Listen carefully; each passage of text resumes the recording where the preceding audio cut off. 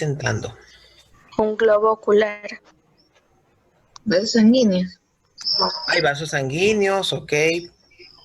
Le pertenece al globo ocular.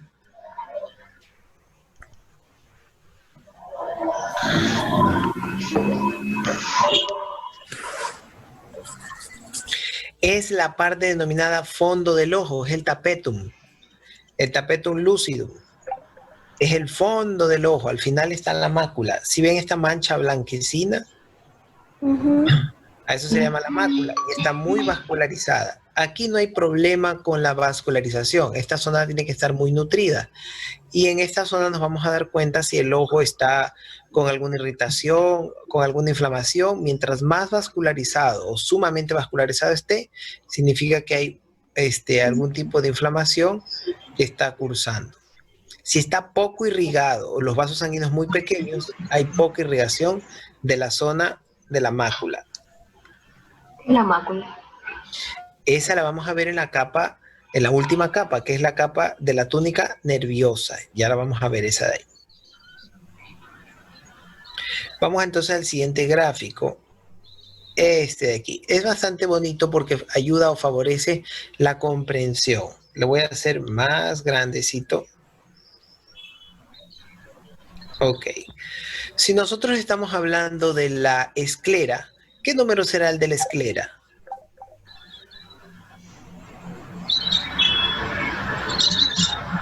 La esclera, vamos a ir de la capa más externa a la más interna. La esclera, ¿qué número será? La 12, el número 12, perdón. La 12, uy, ya ni veo cuál es la 12. Ah, ya, a ver, 12, 16. Vamos a ver si es verdad. 12, 12, 12, Más el 11 o el 12. Conjuntiva, no es. Siguiente, Nah. ¿quién más me dice? Esclera. 11. 11. Ah, ese ya vio. 11, a ver, vamos a ver. Ahí está clarísimo. Esclerótica o esclera, ya, correcto. Bien, tenemos entonces ya ubicada la esclera. ¿Cuál será el 8? La córnea. Pero vamos a ver si es cierto. Sí, correcto, la córnea. Muy bien, entonces tenemos las dos capas más externas de la túnica externa. Vamos hacia ahora la parte anterior. Vamos a ver la túnica vascular, ¿verdad? Llamada vascular o túnica ¿qué? Media. ¿Ya? La túnica media o vascular. ¿Qué consta o qué constituye la túnica media o vascular? El cuerpo ciliar y la coroide. El cuerpo ciliar, El iris. la coroides y el iris. Perfecto, muy bien. Vamos a ver dónde está quién. ¿Dónde está el iris ahí? ¿Lo pueden ver? ¿Podrían ubicar el iris aproximadamente? El 6. A ver, vamos a ver el número 6. No, está bien la escuela. ¿El 2 qué es? Cuerpo ciliar. Cuerpos ciliares. El cuerpo ciliar. Eso ciliar. Las zónulas del cristalino sería el 2. Vamos a ver si eso es verdad. Busquemos 2. Ciliar o ligamento suspensorio cristalino. Ya, correcto. Estos blanquecinos son zónulas ciliares. ¿Por qué se llama zónulas del cristalino? Perdón. Porque el cristalino genera como especie de redes para agarrarse con el número 15. ¿Qué será el número 15? El iris. Coroide. Acuoso. El cuerpo ciliar. Miren, el número 15, aquí. Todo esto rojito. Esto rojito es el 15. El 15 es el cuerpo ciliar. El cuerpo ciliar es un músculo que se agarra con las líneas blanquecinas, que era el número 2. ¿Qué eran las líneas blanquecinas número 2? Es la zona ciliar. Correcto, las zónulas que se agarran al cuerpo ciliar. Entonces, este de aquí, el 1, ¿qué es? Cristalino. Cristalino. Vamos despacito. El 2, perdón, Zónula ciliar. el 1. El 1 es el cristalino. Cristalino. Ese cristalino es un cuerpo o disco refractario. Se va a encontrar por detrás de la La córnea. De la córnea, se va a encontrar por detrás de la córnea y por detrás de otra capa más que ya la vamos a ver. Entonces, este cristalino va a tener unas proyecciones como unos hilos. A esas proyecciones se les va a denominar correcto. ¿Por qué el cristalino genera zónulas? Para poderse agarrar bien con los cuerpos ciliares, ¿no? Con estos de aquí, ¿ok? Ahí se agarra bien. Entonces, como es un disco grande que hay que moverlo de forma continua, va a necesitar un músculo que esté moviéndolo. Entonces, los cuerpos ciliares son un conjunto de proyecciones musculares que van a permitir mover a ese disco denominado cristalino a su antojo. Si hay necesidad de captar más luz, si hay necesidad de captar menos luz, si hay que enfocar de mejor manera, entonces ese disco será movido gracias a las zónulas en conjunto con los cuerpos ciliares. Muy bien.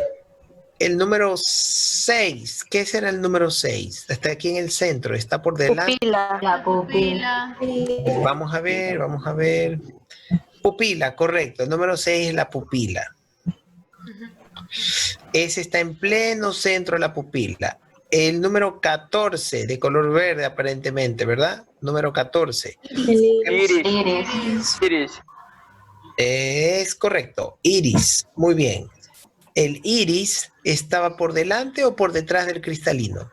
Por delante. ¿Le pertenece a la túnica vascular o media o no? Sí. Sí le pertenece. ¿Cuáles son las 3 áreas descritas que le pertenecen a la túnica vascular o media? La coroides, Cuerpo ciliar e iris. Cuerpo ciliar. Entonces, ahorita el número 14 es el iris. Y si hablamos del iris, le pertenece a la túnica vascular o media. Correcto, hasta ahí. Esta túnica vascular o media, este iris, perdón, va a tener aquí en el centro a la pupila, que es lo que ya describimos. Vamos a ver ahora las cámaras. Y va a haber una cámara anterior y una cámara posterior. Vamos a buscar esas cámaras. Vamos a ver el número, veamos qué dice el número 4. ¿Qué será el número 4? Cámara anterior, correcto. ¿No? Cámara anterior. Anterior. El número 4 está aquí. Le llamamos cámara anterior respecto a quién? Al iris, ¿verdad? Cámara anterior. Le decimos cámara anterior porque estamos tomando en cuenta la visión desde el iris, ¿ok? Desde el número 14. Si vemos que hay una cámara por delante del 14, estamos hablando de la cámara anterior. Muy bien, si hay una cámara anterior, significa que también va a haber una cámara posterior.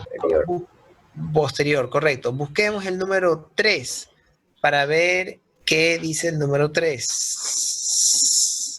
Cámara posterior. Correcto, entonces ya tenemos comprendido cuál es la cámara anterior y cuál es la cámara posterior. Número 4, cámara anterior respecto al iris, al verde. Número 3, cámara posterior es poquitito, un poquitito de aquí y un poquitito de acá.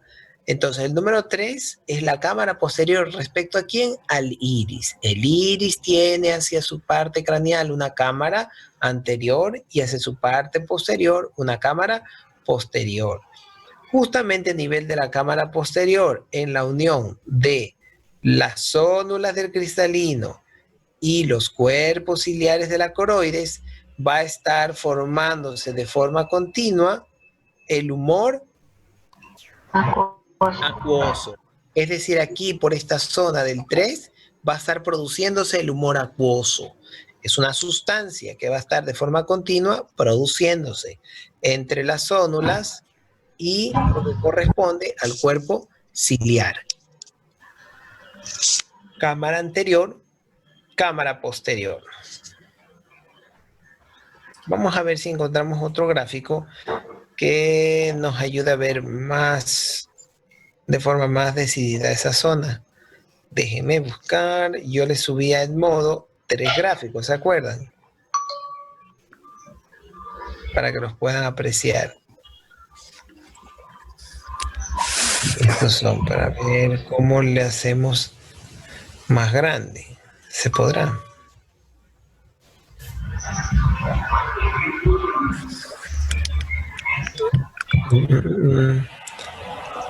Pues, no me lo deja agrandar. Dejen ver.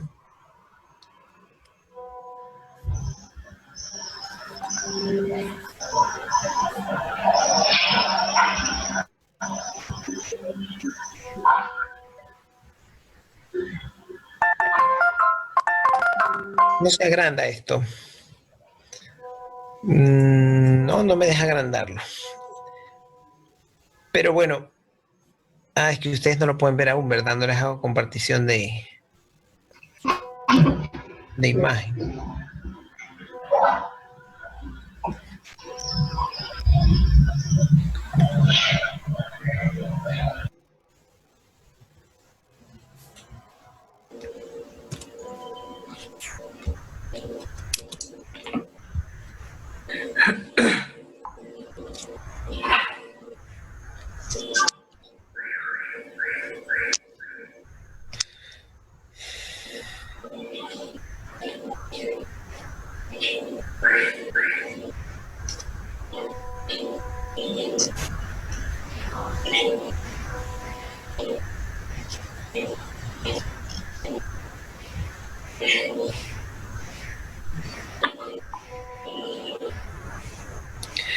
Esta es la que quería ver. Ok, vamos a agrandarla.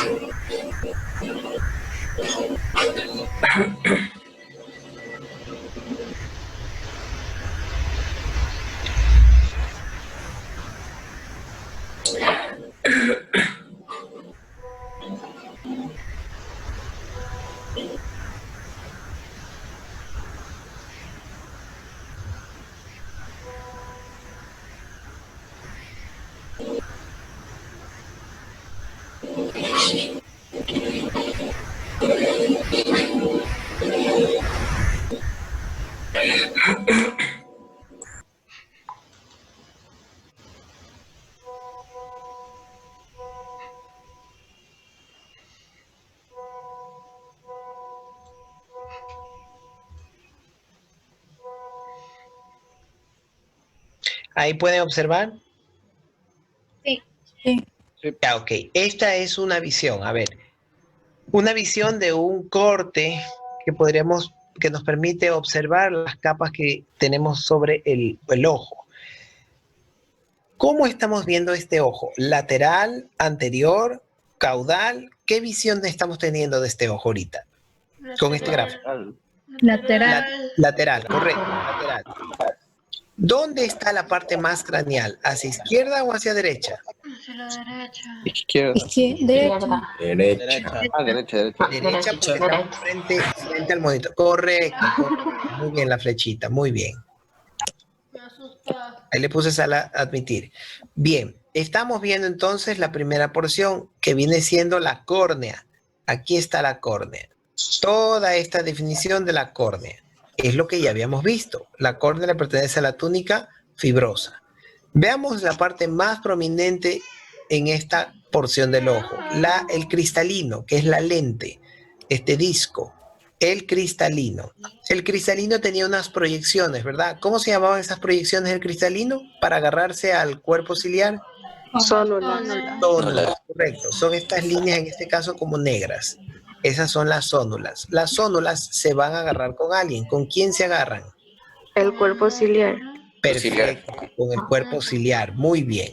El cuerpo ciliar se agarra con las zónulas para poder permitir la acomodación del disco denominado cristalino. Hasta allí vamos bien.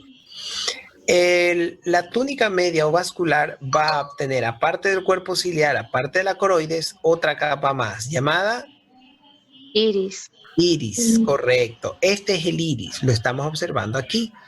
Está por craneal o por caudal al disco, el disco cristalino. El iris. Craneal. Correcto, craneal. Muy bien. Este iris tiene dos segmentos. Tiene una porción aquí como la ven y tiene la otra porción acá. Es circular. Solamente deja un espacio en todo el centro que va a ser ocupado por ¿quién? Pupila. La pupila. Perfecto. Va a ser ocupado por la pupila. Muy bien. Respecto a este iris, vamos a tener dos cámaras. ¿Cuáles eran estas dos cámaras? Anterior y cámara Cámara posterior. posterior y anterior. Correcto, la cámara anterior y la cámara posterior. Aquí estamos viendo, como el nombre lo indica, todo este espacio por detrás de la córnea, pero por delante del iris se le va a denominar cámara anterior. Antes. Todo este espacio entre la parte caudal del iris y el cristalino, anterior del cristalino, se va a denominar cámara posterior, contraria anterior. Entonces tenemos aquí, ¿se entiende anatómicamente? Sí, ¿verdad? Cámara anterior, cámara posterior. ¿Respecto a quién anterior y respecto a quién posterior? Respecto al Iris. Iris. Perfecto, ahí tenemos las dos cámaras. Estas dos cámaras están ocupadas por líquido. Entre las zónulas del cristalino y los cuerpos ciliares, ¿qué se va a estar produciendo? El humor acuoso. Humor acuoso. El humor acuoso. El humor acuoso es muy importante, por eso es importante definir dónde se está produciendo el humor acuoso.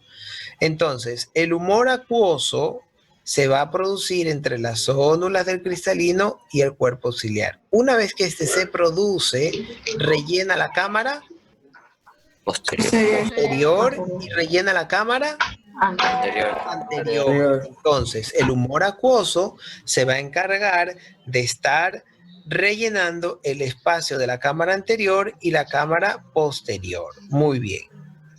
A nivel del ángulo iridio-corneal, ¿qué nos indica este ángulo irido-corneal? Es el espacio entre el iris y la córnea.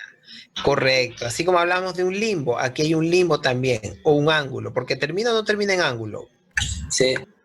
Ya, entonces, el ángulo irido de iris corneal es el espacio que está entre el iris y la córnea. El ángulo irido corneal va a ser el punto de drenaje. Por ahí se va a drenar o se va a reabsorber este humor acuoso. Entonces tenemos dos puntos. Por el uno se produce, que es en la cámara posterior, y por el otro se reabsorbe, que es la cámara anterior. ¿Por qué es importante que se produzca y por qué es importante que se reabsorba este humor acuoso? ¿Para qué sirve el humor acuoso? Para nutrir. Para nutrir. Favorece la nutrición, correcto. De todo. Protección de la retina. Favorece la nutrición y la protege de la degradación. Entonces, el humor acuoso se produce en la cámara posterior a nivel de las zónulas y los cuerpos ciliares y se reabsorbe a nivel de la cámara anterior en la zona denominada ángulo iridio corneal. Ángulo iridio corneal. Entonces es este ángulo. ¿Qué ocurre o qué pasará si el ángulo iridio corneal se tapa, se obstruye, deja de absorberse? ¿Qué ocurrirá? ¿Me va a dejar ver? No tuviera piensan que donde Se llenaría la cámara anterior. ¿Solo se llenaría la cámara anterior? Taparía la vista. Trataré de desfogar por algún lado. Trataría de desfogar. ¿Solo se llenaría la cámara anterior? No, las dos cámaras. Las Solo dos la cámaras serían. ¿O no? Las dos cámaras se llenarían porque las dos están en comunicación. Si la una se empieza a llenar, la otra también, hasta que se sobrepasa la capacidad de ambas. Bien, hablando de un llenado, cuando un globo lo llenamos de agua, ¿qué ocurre con este globo? Va agrandándose, agrandándose, agrandándose, agrandándose, ¿hasta cuándo? Hasta que explota. Porque ya explota. Hasta que explota. El hecho en sí de que explote, ¿qué significa? Que se llenó demasiado. O sea, que se ha rebasado la capacidad de contención. Se ha rebasado la capacidad de contención. Bien, esto nos conlleva a admitir. Esto nos conlleva a otra pregunta. El ojo es un conjunto de cámaras llenas de fluidos, ¿sí o no? Sí. Correcto. El ojo es un conjunto de capas o cámaras rellenas de fluido. Si el ojo es un conjunto de capas o de cámaras rellenas de fluido, este conjunto de cámaras y capas va a estar sometida a un grado de presión. Cada una va a tener un grado de presión. El ojo tiene algo para medir esta presión. ¿Cómo se le llama la medición de la presión del ojo? Presión intraocular. Correcto, presión intraocular. A la presión intraocular se le denomina PIO, P-I-O, presión intraocular. La presión intraocular va a estar dada por la medición de los fluidos que están contenidos en su interior y cuánto presionen a las distintas capas y las distintas cámaras. A eso se llama PIO. Si la PIO está elevada, ¿qué conllevará? O que se rompan algunos vasos sanguíneos. Podría romperse vasos sanguíneos, podría lastimarse algunas capas y principalmente al haber tanta presión, ¿favorecerá la entrada de sangre para que nutra las distintas capas? No. No. No favorece, correcto, no favorece. Antes que dañarse por una presión alta, muy alta, antes de dañarse las distintas capas que están constituyendo, ¿qué es lo más importante para la visión dentro de la conexión del ojo al cerebro que se puede dañar primero por la poca vascularidad? Las conductas nerviosas. La córnea. La córnea, ¿o no? No, La retina. No. está atrás. El nervio óptico, correcto, el nervio óptico. El nervio óptico es el más susceptible a deteriorarse en una PIO elevada o elevadísima. Si la presión intraocular se eleva demasiado, uno de los primeros que son irreparables en dañarse es el nervio óptico. Si el nervio óptico padece de deficiencia vascular, este puede llegar a dañarse, a necrosarse e incluso hasta destruirse por completo este nervio óptico. Por eso es muy importante valorar. Por la ventana. Podría quedar una persona así si daña el nervio óptico. Hay mucho ruido, por favor cierre el micrófono quien sepa que hay ruido en su entorno. Gracias. A ver, estamos en la presión intraocular. Si la presión intraocular sube en demasía, va a afectar todas las capas que están constituyendo y cámaras que están constituyendo al ojo. Uno de los principales en una presión intraocular elevada en dañarse por la poca penetración vascular va a ser el nervio óptico. Los daños en el nervio óptico son irreparables. Ya, si son muy prolongados, estamos hablando de que se va a llegar a morir por completo el nervio. ¿Y qué ocurrirá con la visión si se muere el nervio óptico? Desaparecerá. Se pierde. Se pierde, no va a haber visión nunca más. Por eso es tan importante medir la presión intraocular a las mascotas y a los humanos también, porque esta nos va a ayudar a pensar si hay alguna vascularidad alterada hacia el nervio óptico. Si tenemos una presión ocular muy fuerte, muy alta, significa de que por algún motivo los fluidos que rellenan al ojo no están En buen funcionamiento. no están drenando. Recuerden que los fluidos llenan al ojo y así como se producen y se llenan al ojo, también se drenan, porque tiene que haber una constante regulación de la PIO, una constante regulación de la presión intraocular. ¿Dónde se daba, de los más conocidos, dónde se daba la primera, el primer filtrado o la primera reabsorción de fluidos en el ojo? En la cámara anterior. En la cámara anterior. ¿A qué nivel? Del ángulo irido corneal. Correcto, a nivel del ángulo iridio corneal. Correcto.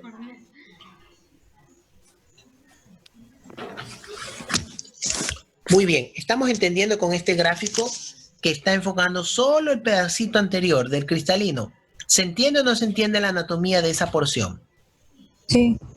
Sí, está el dibujito muy bonito, es muy explícito y nos ayuda a entender los fenómenos anatómicos que se desenvuelven hasta el cristalino. De adelante a atrás tenemos córnea, cámara anterior, en el centro pupila, el entorno del centro lo que es el iris, que le pertenece a la coroides, de ahí continúa su camino con el cuerpo ciliar entre el iris y el cristalino se va a encontrar la cámara posterior, el cuerpo ciliar se agarra o se adhiere a las zónulas del cristalino y estas zónulas del cristalino permiten mantener en movimiento al cristalino. El cristalino es un disco bastante grande que es refractario y va a favorecer mejorar la visión. Es el que va a acomodar la visión. Hace un rato preguntaron por algo, ¿qué preguntaron? Astigmatismo. Sí. Ya en el astigmatismo, ¿qué mencionábamos respecto a la visión? ¿El campo de visión iba a estar alterado o iba a estar bien? Alterado. Iba a estar alterado. Precisamente la alteración iba a estar dada no por la córnea, no por la pupila, no por el iris, no por los cuerpos ciliares, sino por el disco del cristalino. El cristalino tiene una alteración morfológica, es decir, su forma está alterada. ¿Cómo ven ese cristalino ahí? La forma que tiene. Es cóncavo y convexo. Convexo. Tiene caras. La cara más anterior es convexa, correcto. En la parte posterior, dependiendo de cómo lo veamos, vemos una concavidad, si lo vemos de adelante hacia atrás. Entonces, ¿qué está haciendo ese disco? Está alando de forma refractaria, está alando o captando mayor luz. Va a favorecer la captación. Este cristalino, con la ayuda de las zónulas del cristalino y los cuerpos ciliares, se va a acomodar. No sé si a ustedes les ha pasado que de repente están viendo una letra bien chiquita, ¿ya? Y luego pasan a ver una más grande. Tienen un lapso de segundos en que se ven medio borroso y luego ya se acomoda la visión. ¿Les ha pasado o no? Sí. Sí, bastante. Ya, por una fracción de segundos, es muy rápido. ¿Qué está ocurriendo ahí? Sus músculos ciliares, nuestros músculos ciliares, en conjunto a las zónulas del cristalino, están moviéndose para hacer que ese cristalino enfoque mejor y que permita que a través de la pupila, la luminosidad que está entrando, pueda permitirnos captar de mejor manera esa imagen, esos bordes, esos contornos. En el caso del astigmatismo, esa acomodación sí se da, pero el problema es el cristalino en sí mismo. Ese cristalino no tiene una forma de vida y por más que se muevan las zónulas con los cuerpos ciliares, no se acomoda debidamente a la visión. De ver se ve, pero los bordes de los objetos vistos no están bien definidos, no se definen bien, o sea, los márgenes de separación entre cuerpos no son bien captados por el cerebro por un daño o deterioro del cristalino. Ahí, por eso es que se tipifica o se habla de tipificar la patología. Si nosotros hablamos de un astigmatismo, diríamos que tiene un problema el ojo, ¿en qué parte? ¿En la córnea? No. ¿En la cámara anterior? No. ¿En la pupila? No. ¿En los cuerpos ciliares? No. ¿En el iris? Tampoco. Es tipificado ese astigmatismo a un deterioro o a una malformación del cristalino. Entonces, automáticamente al hablar de un astigmatismo, sabemos que anatómicamente hay un daño en el cristalino y que todas las demás áreas se encuentran bien. Está entendido, por eso es importante conocer la anatomía, porque si sabemos dónde se encuentra el cristalino, sabemos qué entorno o qué áreas son las que están siendo afectadas por este proceso de irregularidad de la visión. Si sabemos que la pío está aumentada, ¿a quién le echamos la culpa como área anatómica de que no está funcionando bien? A la pupila. Por la señal. La cámara anterior. Al ángulo, perfecto.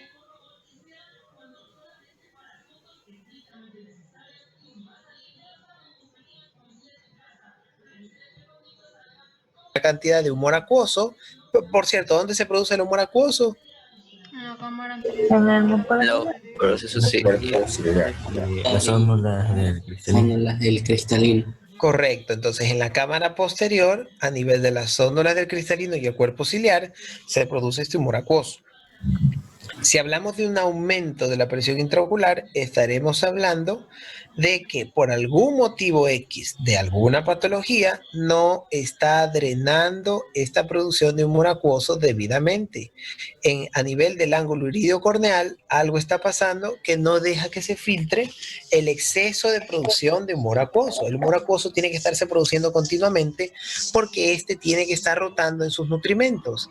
Es decir, tiene que estar continuamente aportando de nutrición. ¿Qué área de estas capas que estamos viendo en este momento no tiene vascularidad y depende de los vasos linfáticos o de la absorción a través de la humectación La continua? córnea. La córnea, Córnea. correcto, la córnea. Entonces aquí el humor acuoso estará nutriendo la córnea por delante o por atrás.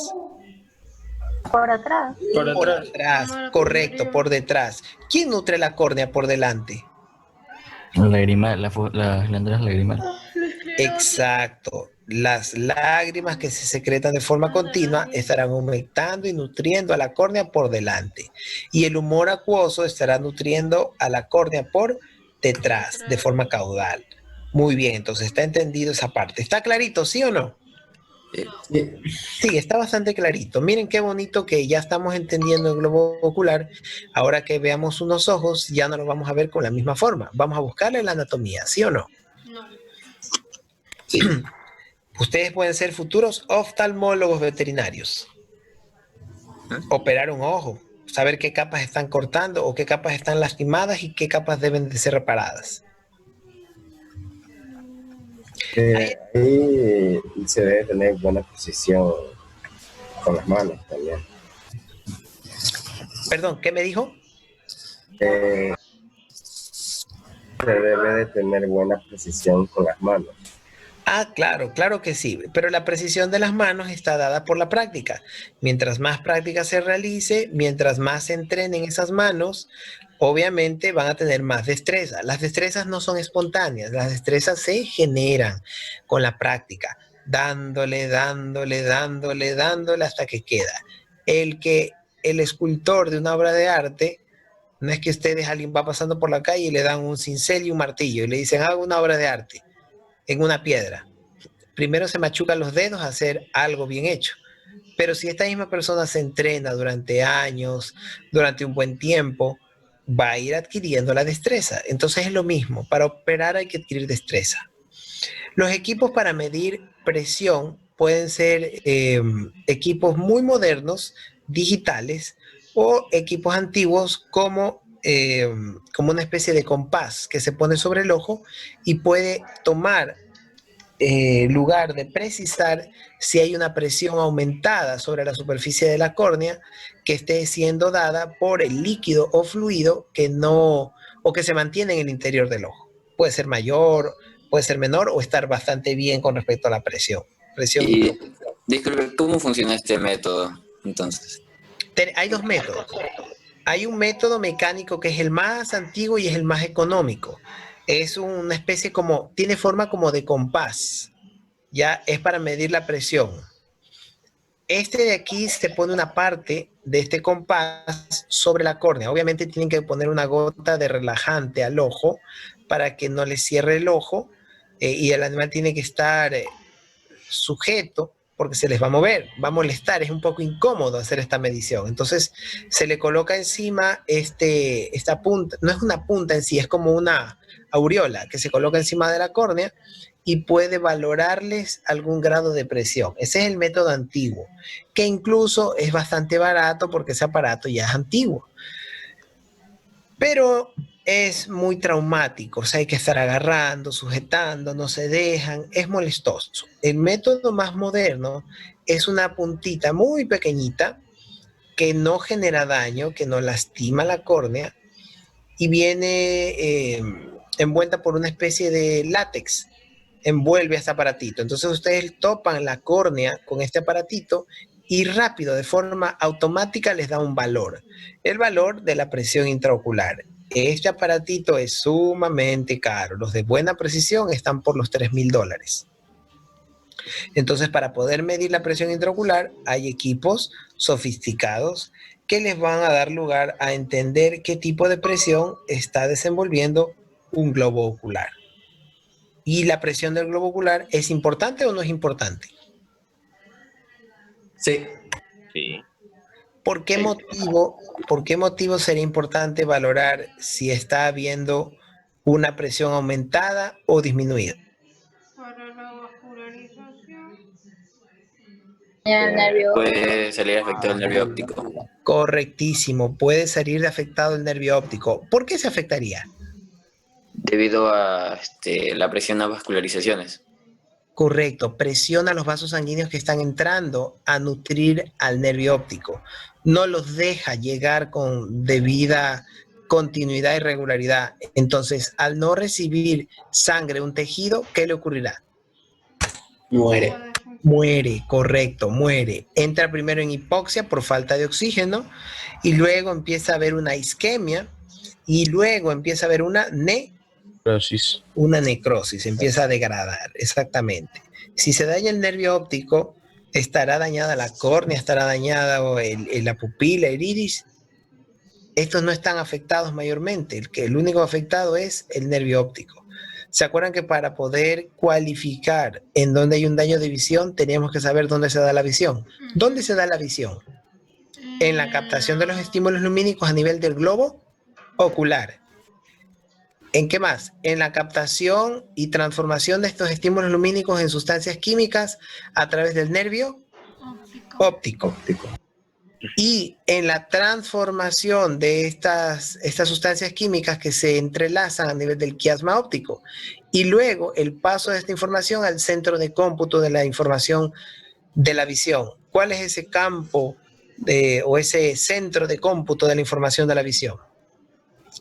El sistema nervioso central a nivel de la zona del occipital. Entonces, si no hay buena visión, tenemos que revisar todos esos puntos para valorar dónde está el daño. Y una vez que tenemos la valoración del daño, saber si es solventable, solucionable o es definitivo. Estamos a un minuto que...